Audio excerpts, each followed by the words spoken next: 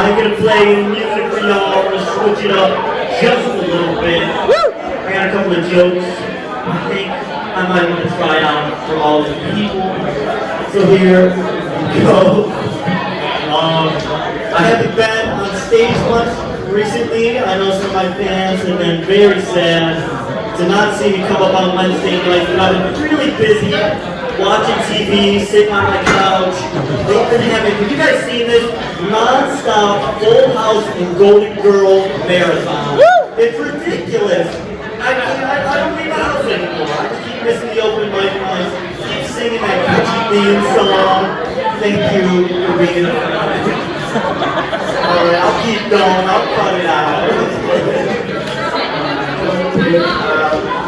It's all good though. Just sing! Alright. I don't know. I like listening to a lot of different kinds of music. I like to go back to some of the classics, some of those older tunes, what some of you people might have grown up on. ABBA. Love listening to ABBA, but I got a few concerns about it. Alright. She's a dancing queen at 17. Now, to me, a little young. It was a different generation. It was a different time. It was a different time. You can be 17 and you're moving on the dance floor.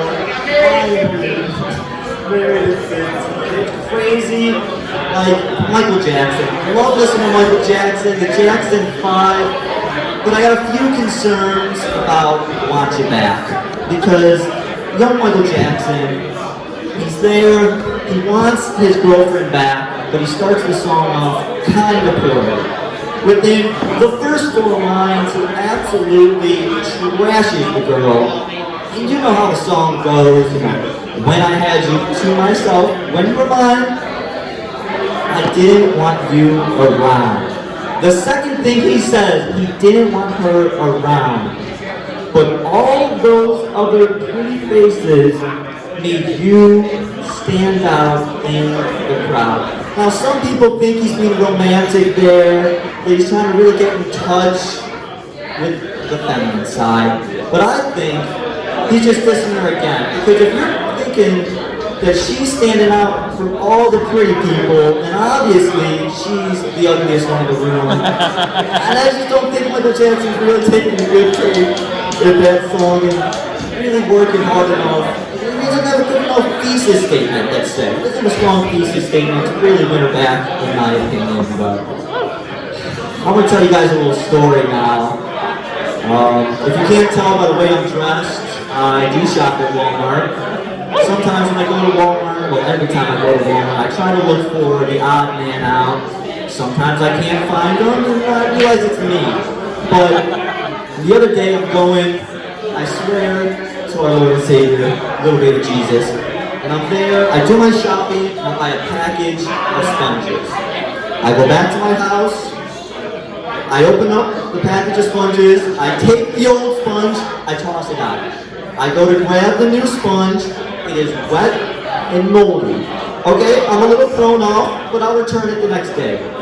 So I go to bed, an angry, displeased Walmart $2 sponge customer. And I drive back the next day. So I go to Walmart, I walk in, slap up the greeter real quick, and tell my man I'm looking to return my sponges. So he points me down, and I go to the return section. I wait in line to return my $2 sponges, and the only way I can describe the chick behind the counter as is young blue hair.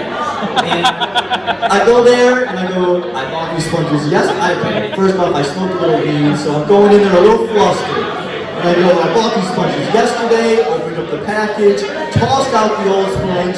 The new sponges are wet. I want to return them. And she says, okay. I give her the receipt.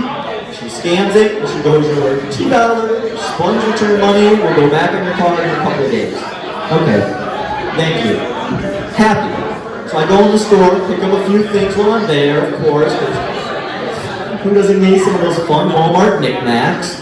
And I pick up a different package of sponges. I didn't go down low for the cheap Walmart sponges, the high-up sponges. Nicer brand, spend about double what I spent on the wet sponges. I go home, I open up the package of sponges, and again, they are wet and moldy. And this time, I'm really rattled. I'm so rattled, I have to smoke another bowl, and I go back to Walmart.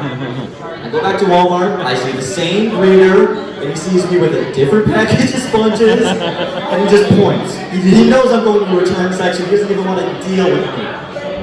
And I go to the return section, and the lady, or the young woman is still there, with blue hair, and it's only been like an hour and a half from, stoner time, I don't know, it's been like 10 hours. But I go back, and I go, you're not going to believe this. I was here yesterday. I bought a package of sponges, and they were wet. I returned them, as the lady knows, as you know.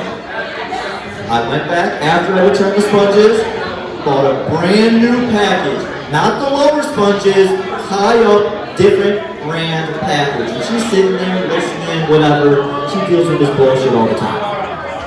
And I tell her, at this moment, you're not on a hidden camera reality TV magic show. This is what I want you to do. And I start directing her, because I have orders and commands as a displeased Walmart customer, because there's something wrong with the sponges.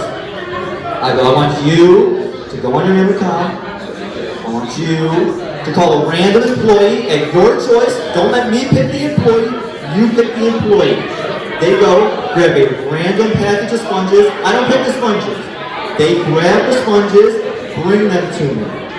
And so the lady gets on the intercom, she gets some random teenager to grab my sponges, bring them over to the customer service counter, and now there's like an older manager there, an older lady, this young blue-haired girl, and this teenager with the sponges.